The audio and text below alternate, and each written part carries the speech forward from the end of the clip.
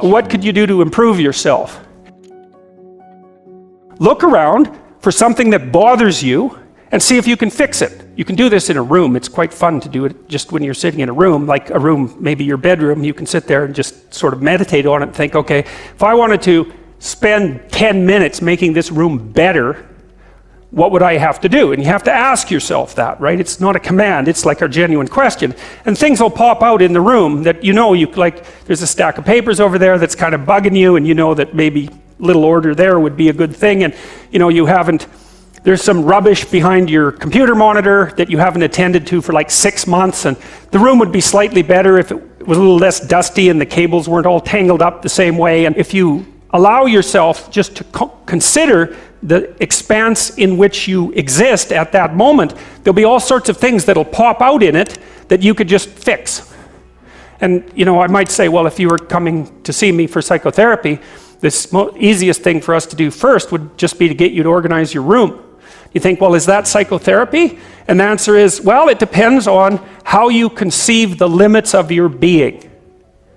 And I would say, start where you can start. You know, if something announces itself to you, which is a strange way of thinking about it, as in need of repair, that you could repair, then hey, fix it. You fix 100 things like that, your life will be a lot different. Now, I often tell people too, fix the things you repeat every day, because people tend to think of those as trivial, right? You get up, you brush your teeth, you have your breakfast, you know, you have your routines that you go through every day. Well, those probably constitute 50% of your life. And people think, well, they're mundane, I don't need to pay attention to them. It's like, no, that's exactly wrong. The things you do every day, those are the most important things you do. No one can live without a routine. You just forget that. If you guys don't have a routine, I would recommend, like, you get one going, because you cannot be mentally healthy without a routine. You need to pick a time to get up. Whatever time you want, but pick one and stick to it, because otherwise you dysregulate your circadian rhythms and they regulate your mood. A schedule, that's a good thing, man. Your brain will thank you for it.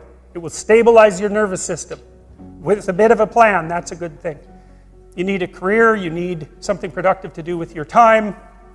You need to regulate your use of drugs and alcohol. Most particularly alcohol, because that does in a lot of people. How about some friends? That people kind of like that. How about an intimate relationship with someone that you can trust, that maybe has a future? That'd be good.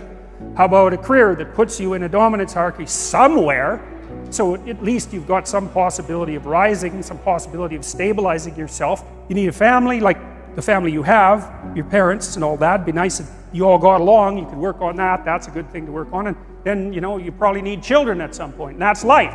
You know, you may have a good reason to not be operating on one of those dimensions. It's not mandatory.